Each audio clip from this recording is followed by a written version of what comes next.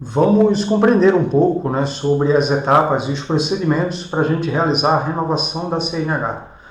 A gente já compreendeu em alguns momentos, né, como é que a gente faz para tirar a primeira habilitação, entendemos quais são os cuidados que a gente deve adotar para poder manter a nossa habilitação, só que vai chegar um momento futuro onde a gente vai precisar renovar, né?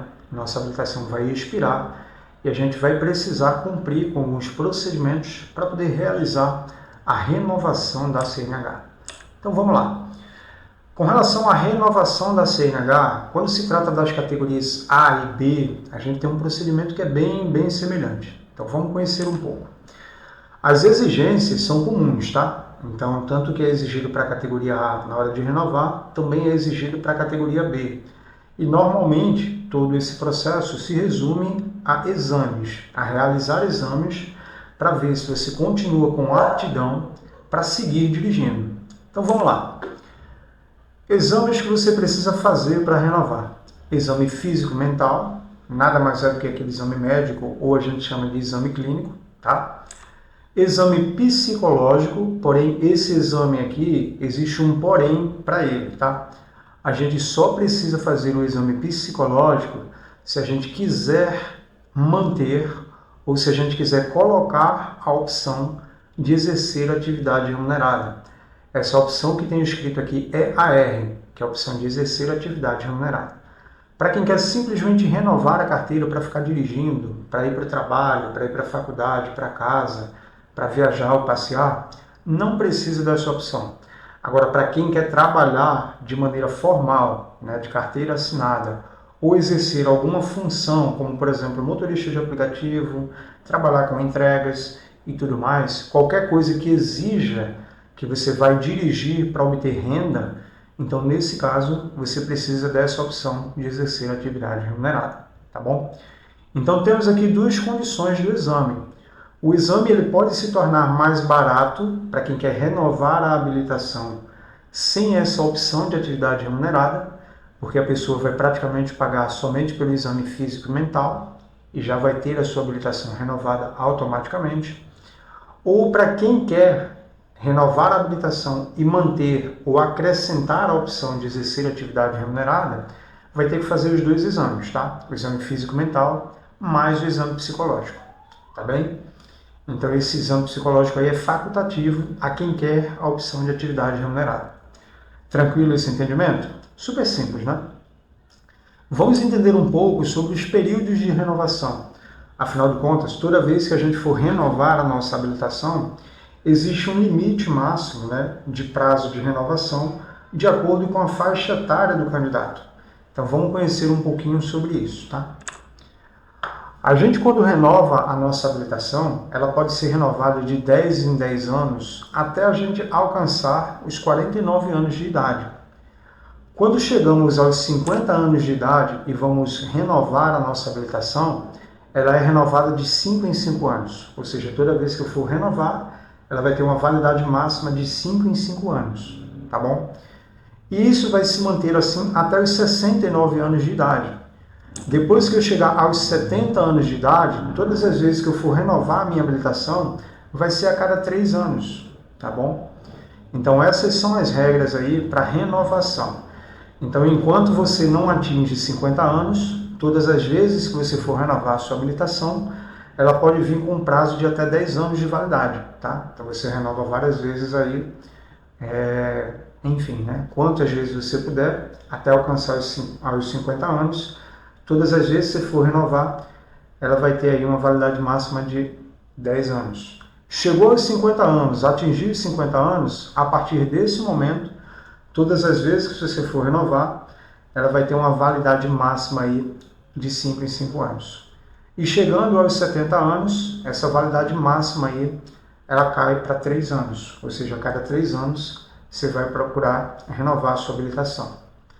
Espero que tenha dado para entender essa regrinha, é super simples e super compreensível e vale tanto para a categoria A quanto para a categoria B, tá bom? Com relação às demais categorias, né, no caso as categorias de 4 rodas que vão acima da categoria B, ou seja, a categoria C, que é para caminhão, categoria D, que é para ônibus, e a categoria E, que é para carreta, Nessas ocasiões aí, a gente tem um acréscimo de uma informação a mais, tá? Os exames físico e mental e o exame psicológico, eles permanecem da mesma forma. Quem quer somente renovar a habilitação, né, por exemplo, eu tenho um caminhão que eu utilizo para levar, sei lá, agrotóxico para a minha fazenda, para levar os produtos da minha fazenda para a Ceasa. Então eu uso para mim mesmo, para comprar produtos, para entregar, para fazer as minhas próprias movimentações. Eu não preciso de atividade remunerada, tá bom? Agora, se eu quero um caminhão para trabalhar numa transportadora, se eu quero trabalhar formalmente para uma empresa de entrega ou qualquer outra coisa que eu vá precisar utilizar da minha habilitação para ser contratado, para ter algum tipo de emprego fixo, né, ou qualquer outra atividade remunerada a qual eu dependa de pagamento de terceiros, né, e que eu precise da minha habilitação para ganhar esse valor, então nesse caso eu preciso da atividade remunerada. Então a forma de você renovar a habilitação nas categorias C, D e E, nesse primeiro momento, é idêntico a carro e moto, tá bom? Quem quer somente renovar por renovar, vai fazer só o exame físico e mental. Quem quer renovar e quer manter, ou quer acrescentar a opção de atividade remunerada, vai ter que pagar os dois exames. O exame físico e mental, que é obrigatório, mais o exame psicológico, que é facultativo a quem quer exercer atividade remunerada. Porém, a gente tem um complemento, a gente tem um terceiro exame, que é o exame toxicológico. Esse daqui é um exame exigido a cada 2 anos e meio por qualquer pessoa que tenha a categoria C em diante. Então, a partir da categoria C, tanto a categoria C, quanto a categoria D, quanto a categoria E, o motorista que possui essas categorias na habilitação, ele precisa periodicamente realizar exames toxicológicos para atestar que ele não está fazendo a utilização de drogas nem de nenhum tipo de substância que seja nociva ou tóxica, tá bom? Então, de acordo com o artigo 148, na linha A, é exigido um exame toxicológico, tá? Então, a cada 2 anos e meio, o motorista vai se submeter a essa condição. Como é que funciona um exame toxicológico? O exame toxicológico ele é feito pela análise do pelo da pessoa, pelos cabelos, tá? Então, você comparece a uma clínica que faz esse tipo de exame, a clínica vai raspar um pouco de cabelo do seu corpo, pode ser da batata da perna, pode ser da coxa, pode ser da axila, pode ser do peitoral. As mulheres que não têm cabelo nessa região, né, pode ser atrás da nuca, tá? Então levanta o cabelo da mulher, raspa um pouquinho por trás da nuca para tirar uma quantidadezinha de cabelo e aí leva esse cabelo para análise. Como é que funciona essa análise? Para a gente compreender como funciona a análise do toxicológico, a gente precisa entender um pouquinho como é o funcionamento do corpo humano, tá? Então, só a gente fazer um parêntese para sair um pouquinho dessa parte, né, que tem a ver com a parte didática do Detran, e entrar um pouquinho num conceitozinho de biologia, tá? Para a gente entender um pouco sobre isso, sobre o corpo humano. Tudo que a gente ingere, pessoal, tudo que a gente utiliza para nossa alimentação e para nossa hidratação, de uma forma ou de outra, ela acaba caindo na nossa corrente sanguínea, tá? Então tem um processamento, né, dos alimentos, dos nutrientes pelo estômago, depois eles seguem para o intestino, onde eles são absorvidos, e depois de alguma forma eles são lançados na nossa corrente sanguínea, tá? Então se eu me alimento com frutas, as frutas que eu ingeri hoje, elas vão deixar os nutrientes dela no meu intestino, e depois esses nutrientes vão para a minha corrente sanguínea. Se eu me alimento com alguma outra coisa, com carne, ou com fibra, com massa, sabe, com qualquer coisa que seja, tudo isso vai entrar na minha corrente sanguínea de alguma forma. As vitaminas, as proteínas, tudo que esses alimentos contêm serão absorvidos pelo meu intestino e alimentarão a minha corrente sanguínea, tá bom? Da mesma forma é a parte líquida. Se eu beber água, se eu beber refrigerante, se eu beber uma bebida alcoólica, um vinho, uma cerveja, qualquer coisa, quando isso entrar no meu organismo, uma parte disso vai circular pela minha corrente sanguínea. Quando a nossa corrente sanguínea circula, levando todos esses componentes, ela alimenta todas as partes do nosso corpo com essa corrente sanguínea, com esse sangue, tá? E alimenta também a raiz do cabelo. Como o nosso cabelo ele é crescente, ele é constantemente crescente, então tudo aquilo que eu ingeri hoje, que eu comi hoje, que entrou na minha corrente sanguínea hoje alimentou a raiz do meu cabelo. Amanhã o meu cabelo vai crescer mais um pouco e tudo que eu ingerir amanhã alimentará uma nova etapa, um novo estágio da minha raiz do cabelo, sabe? E assim o cabelo vai se formando, como se fosse vários andares, né, de extensão. E cada um desses andares que o cabelo tem, né, cada uma dessas camadas que ele tem, vai registrando como ele vai sendo nutrido. Se ele está sendo nutrido com álcool, se ele está sendo nutrido com água, se ele está sendo nutrido com suco, se ele está recebendo substância tóxica, se você respirou, por exemplo, alguma substância nociva, se você fumou, se fumou cigarro comum, se fumou algum tipo de droga, se você cheirou algum tipo de droga, tudo isso de alguma forma vai cair na sua corrente sanguínea e vai chegar até a raiz do cabelo. E o cabelo, à medida que vai crescendo, ele vai registrando tudo aquilo que chegou até ele, tá bom? Então é baseado nisso que conseguem identificar se você tem alguma toxina ou não no seu corpo, tá bom? Então, quanto maior o fio do cabelo, maior o registro que conseguem fazer a respeito do seu consumo, do seu uso de bebidas, do seu uso de drogas, do seu uso de substâncias tóxicas, tá bom? Então, agora que vocês entendem como é que funciona, né, essa análise do cabelo, né, dá para a gente fechar o nosso entendimento sobre o exame toxicológico. O exame toxicológico ele é exigido a cada 2 anos e meio, tá? Então você faz o exame toxicológico, apresenta no Detran, o seu resultado sendo positivo, no quesito de não ter nenhuma droga, não atestar nenhum consumo de substância nociva, então você continua normalmente. Se porventura você tiver consumido drogas que sejam proibidas de serem consumidas, então nesse caso você vai ser impedido aí de dirigir, tá bom? Então o exame toxicológico ele existe para essas condições, para permitir ou proibir o caminhoneiro de continuar exercendo as suas atividades. E por que existe o exame toxicológico quando a gente chega na categoria C, na categoria D ou na categoria E? Antigamente havia uma exploração, né, desse setor dos caminhoneiros, sabe? Então a pessoa que era caminhoneiro antigamente, ela às vezes tinha que trabalhar para uma empresa que de forma indireta fazia com que ela fosse forçada a trabalhar várias e várias horas para poder ela receber, para poder ela ter o emprego, tá? E uma forma que os caminhoneiros encontravam de dirigir por muitos dias seguidos, por várias horas, era fazendo uso de substâncias, né, que às vezes eram nocivas para o corpo, mas que mantinham eles, né, em atividade por longos períodos, tá bom? Então, com esse tipo de exame, essa prática vem sendo abolida, porque os caminhoneiros, para continuarem exercendo a profissão de dirigir, não podem mais utilizar esse tipo de substância ou qualquer outra substância que fosse utilizada.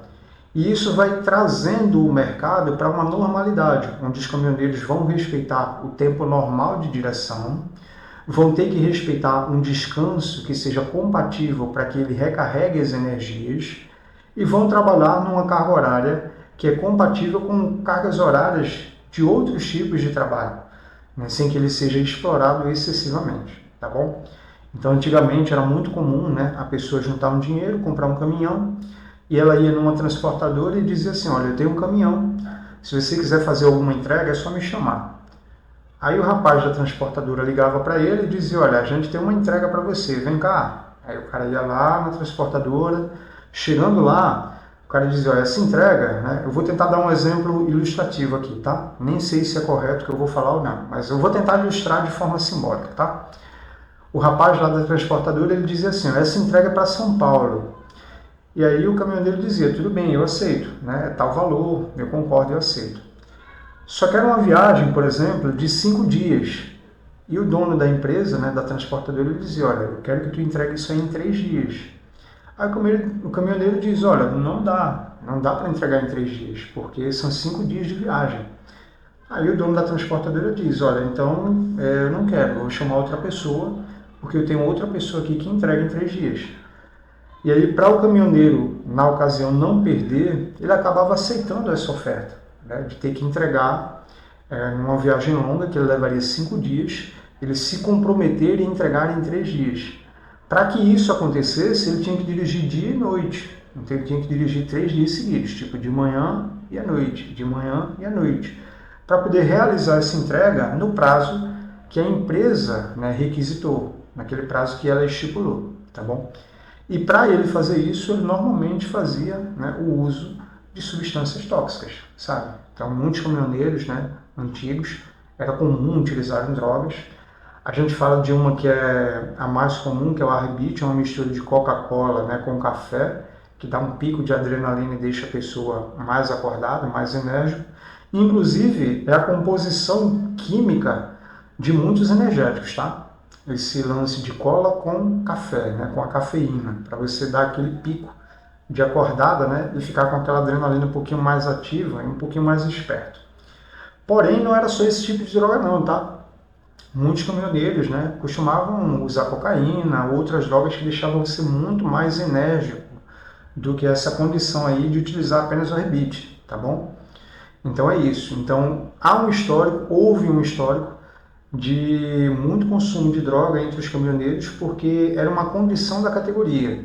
Muitos não conseguiam trabalhar ou não conseguiam emprego se não fosse nessas condições, tá bom?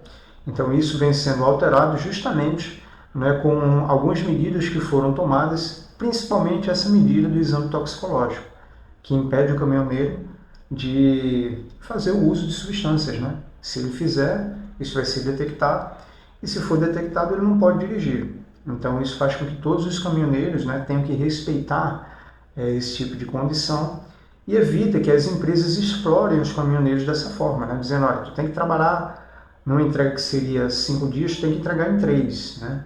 Aí o cara recusa e não tem outro caminhoneiro que vai fazer essa entrega porque ele não vai usar droga, né? Ele não vai conseguir passar todo esse tempo acordado, dirigindo por 3 dias seguidos, sem provocar um acidente, sem colocar a própria vida em risco, tá? Então isso diminuiu muito esse tipo de condicionamento, né, que existia nesse mercado de caminhoneiros, né, de ônibus de viagem e de carretas, tá bom?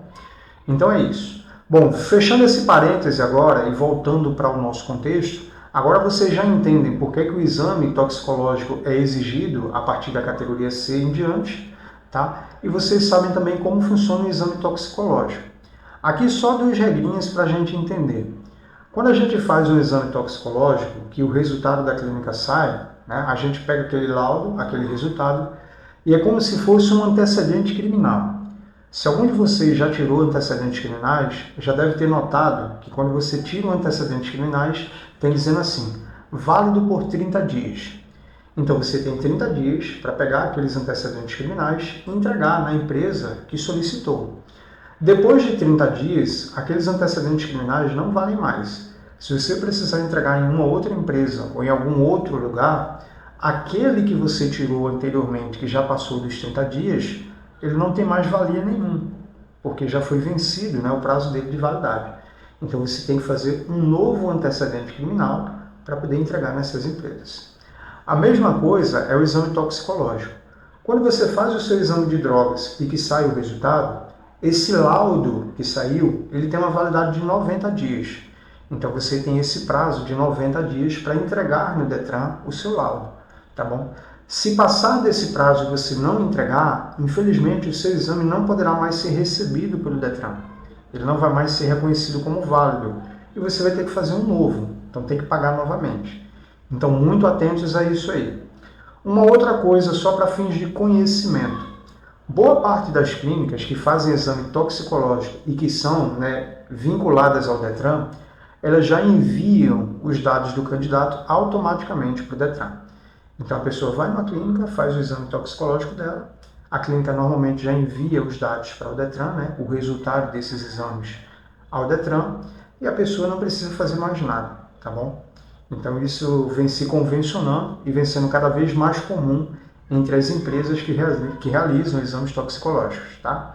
Uma ou outra possa ser que não entregue no Detran, então você vai ter que pegar o papel, né, com o seu laudo e levar lá no Detran e fazer a entrega, tá bom? Mas a maioria delas já faz isso para o candidato, tá bom? Fez isso, você fez o seu exame, entregou o resultado ao Detran, ou a clínica repassou o resultado ao Detran, só vai ser exigido outro daqui a 2 anos e meio. tá bom? Então eu espero que tenha sido compreensível isso aí. Quando a gente faz um exame toxicológico, o resultado desse exame pode ser utilizado em qualquer lugar dentro do prazo de 90 dias, que é o prazo que ele tem validade, e depois que você apresenta ao Detran, só depois de 2 anos e meio é que ele te exige outro exame desse, tá bom? Então quem tem uma habilitação que vence de 10 em 10 anos, ao longo desses 10 anos vai precisar fazer 4 exames toxicológicos, tá? A cada 2 anos e meio a pessoa faz um, tá bem? Então essa aí é a regrinha, né, para as categorias C, D e E, tá bom? Então ao renovar você faz um exame toxicológico e vai mantendo o exame toxicológico a cada 2 anos e meio, tá bem? Esse exame não é facultativo, tá? Feito psicológico. Esse aí é obrigatório, a cada 2 anos e meio e também nas renovações. Perfeito? Então vamos lá. Com base nisso aí, a gente finaliza o nosso entendimento sobre as renovações. É super tranquilo esse tema, tá? E a gente conclui ele por aqui.